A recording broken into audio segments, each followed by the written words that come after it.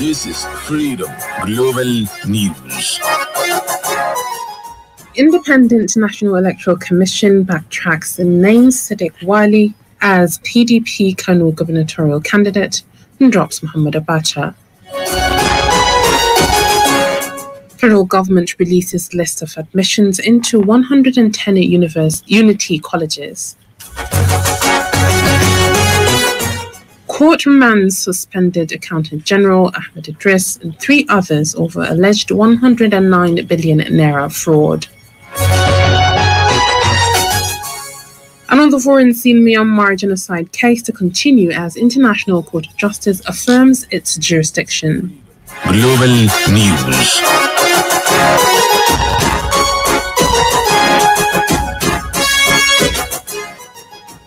Good evening, you listen to Freedom Global News on 99.5 FM. I am Hauwa Adamu Kiyawa. Today is the 22nd of July, 2022, which is equivalent to the 23rd of the Hijjah, 1443 after Hijri. And now the news in full. The Independent National Electoral Commission, INEC, has pasted the name and credentials of Sadiq Wali as the gubernatorial candidate of the People's Democratic Party, PDP, in Kano State. This has led to confusion among members of the party loyal to the state executive led by Shehu Sagaiki.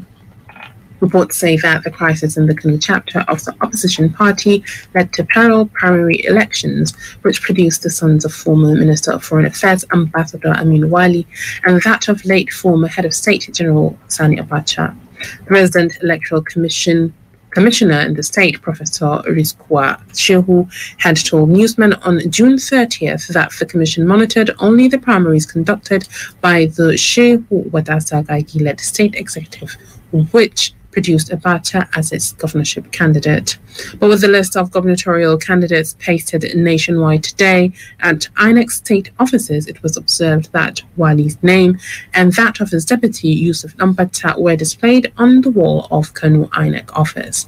In a statement, the INEC Kano State Public Relations Officer, Ahmed Adam Mahmood, said the commission at the state level submitted what the outcome of the primary election it monitored to the national headquarters.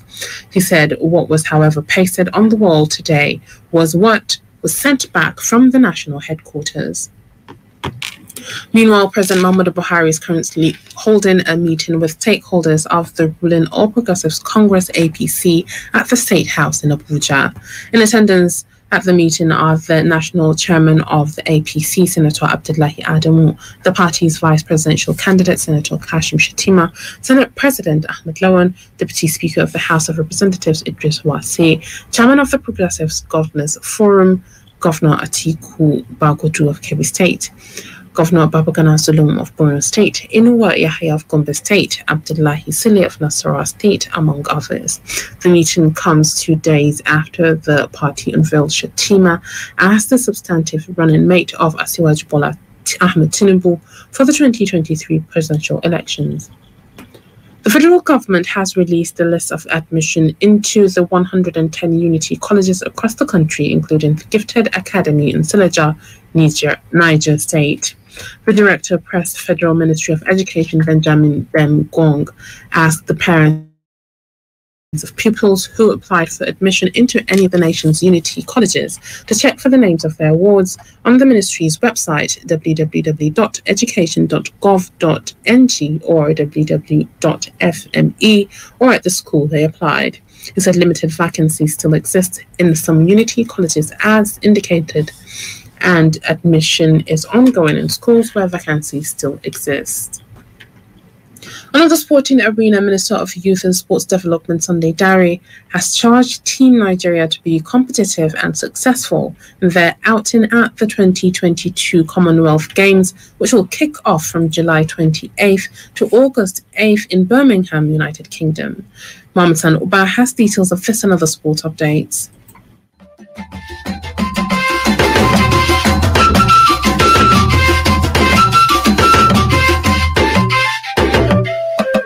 the Minister of Youth and Sport Development, Sunday Dari, who spoke at a dinner organized for Team Nigeria by the British High Commissioner to Nigeria, Catriona Leng, at her residence in Abuja, said the past few months had sharpened and toughened the Nigerian athlete for the challenges ahead. On his part, Habu Ahmed Gumal, President of Nigeria Olympic Committee, who also attended the dinner, charged the Nigerian athlete to be good ambassadors. Nigeria will compete in athletics, boxing, judo, wrestling, weightlifting, table tennis, para-athletics, para-powerlifting, and para-table tennis at the Games. In another update, the National Association of Nigerian Women in Sport, NAWIS, has commended Super Falcons and Barcelona striker Azizat Oshola, who was named African Women Player of the 2021-2022 season last night in Rabat, Morocco. Oshola became the first player to win for the 5th time the African Player of the Year award at the Confederation of African Football Awards after defeating Cameroonian Ajara Nchot Njoya and Zambia's Grace Tanda. NAWIS National President Bola Adeyanju praised Oshola for her patriotism, dedication to football at both her club FC Barcelona Fem9 and the nation's senior women team, the Super Falcons. Similarly, the Nigeria national women's team will hope to end their campaign at the 12th Women Africa Cup of Nations tonight. Having been denied a chance for a record-extending 10th title, the Super Falcons are left to battle Zambia for the bronze as a consolation. Meanwhile, the Rivers State Governor, Nyesom Wike, has rewarded players of Nigeria Professional Football League champions, Rivers United, with $20,000 each and a 2-week visit to Madrid, Spain, for their pre-season training. Wike, during a reception at the Government House in Port Harcourt, acknowledged the team's sacrifice, determination, and hard work throughout the 2021-2022 season. And on tennis, Novak Djokovic will be joining Rafael Nadal, Roger Federer, and Andy Murray to play for Team Europe in the Lava Cup. The event, which pits 6 European players against 6 from Team World over 3 days, will take place in London between 23 and 25 September. Felix Auger-Aliassime, Taylor Pritz, and Diego Schwartzman have so far been named in Team World. Muhammad Sanoba, Freedom Radio. The global news is coming to you from Freedom Radio 99.5 FM. You can send your comments, opinions, and watch us live on Freedom Radio Nigeria on Facebook.com. You can get the link to the page on our website, freedomradionig.com.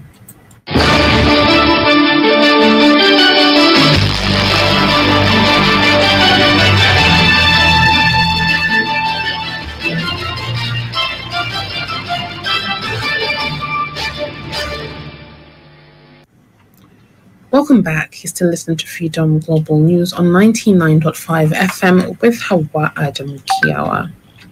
A federal high court in Abuja has ordered that a former accountant general of the Federation, Ahmed Idris, and 3 other defendants be remanded in the Kuje Correctional Facility. Ahmed Idris and his co-defendants were arraigned before Justice Adeyemi Ajayi today following charges of stealing and criminal breach of trust to the tune of 109.4 billion naira. The former AGF and his fellow respondents, Olusegun Akindele, Mohammed Usman, and Gizawa Commodity Market and Exchange Limited earlier pleaded not guilty to the 14-count charge levelled against them by the EFCC. Counsel to the defendant, Chris Uche, prayed the court to allow the defendant to continue enjoying the administrative bail granted to him by the anti-graft agency. Mr. Uche added that the FCC had the defendant's international passport and as such they should be allowed to come back on Monday to take their bail application. The lawyer asked the court to permit the defendants to come back on Monday and not remand them at any correctional facility. However, the FCC counsel, Rotimi Jacobs, said the administrative bail ended once the charge was filed. While delivering her ruling, Justice Adeyemi Ajayi held that the court is not in the position to dance to the rhythm of public opinions. Interjecting Ahmed Idris' counsel pleaded with the court that due to the porous security nature of the Kuje Correctional Facility, his client should be remanded in the FCC custody. Justice Ajayi, however, repeatedly ordered the senior advocate to sit down, stressing that nobody can overturn her orders before her. She subsequently adjourned proceedings till the 27th of July for hearing of bail applications. On business, we have Abdurrahman Hamisuna Medina with updates.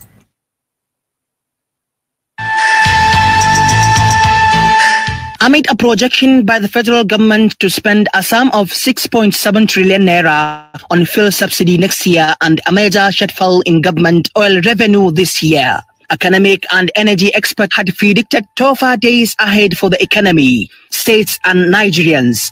The Minister of Finance, Zainab Ahmad, had on Thursday released the four-month fiscal report of the economy during a public consultation on the 2023 to 2025 medium-term expenditure framework /FSP. She said crude oil production challenge and federal subsidy deductions by the NNPC constitute significant threat to the achievement of revenue growth targets, as seen in the 2022 performance after April. Economists and petroleum experts projected that Nigerians, state government and the economy would experience tougher days ahead going by the numbers. Meanwhile, the Nigerian Navy on Thursday said that a total of 202.9 million metric tons of petrol were imported into the country between January 2015 and July 2022. Representative of the Chief of Naval Staff, Rear Admiral Oluwabemi, said this while making his presentation before the House of Representatives Ad Hoc Committee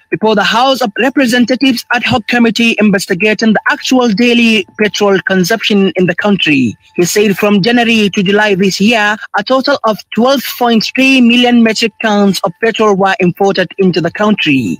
Oluwabemi said the importation covered those by the Nigerian National Petroleum Company, NNPC Limited, Pipelines and Petroleum Production Marketing Company, PPMC, and the oil marketers. He told the committee that the Nigerian Navy arrested 174 oil vessels for various offences between January 2017 and July 2022. Responding chairman of the ad hoc committee, Rep. Abdul Qadir Saad, thanked the Nigerian Navy for availing the investigative panel of vital information, which he said would help panel greatly in the course of its investigation. At Berudations today, $1 traded for 650 naira, €1 for 640 naira, 1 British pound traded for 775 naira, while Saudi Riyal traded for 170 naira. Abdulrahman Hamisana Madina, Freedom Radio. The foreign scene judges at the United Nations Highest Court have dismissed preliminary objections by Myanmar to a case alleging the Southeast Asian nation is responsible for genocide against the Rohingya ethnic minority. Aisha Muhammad Edliman reports. The decision made today clears the way of highly charged cases brought by the Gambia to go ahead of the International Court of Justice, a process that could take years. Myanmar, now ruled by the military, had argued that the Gambia, which brought the suit, had no standing to do so at the International Court of Justice. But presiding judge Johan Noju said the 13-judge panel found that all members of the 1984 genocide are able and are obliged to act to prevent genocide. The court has jurisdiction in the case. Reading a summary of the ruling, she said the Gambia, as a state party to the Genocide Convention, has standing, noting that the court will now proceed to the hearing the merits of the case, a process that will take years. While the court decisions are binding and countries generally follow them, it has no way of enforcing them. In a 2020 provision decision, it ordered Myanmar to protect the Rohingya from genocide, a legal victory that established their right under international law as a protected minority. The Southeast Asian nation was then represented by Nobel laureate Aung San Suu Kyi, who was disposed as a civilian leader by the current military regime, which seized the power in 2021. Aisha Muhammad Eleman, Freedom Radio. And with this, we've come to the end of today's global news. On behalf of the entire production team, I am Hauwa Adamu Kiyawa. Have a wonderful evening.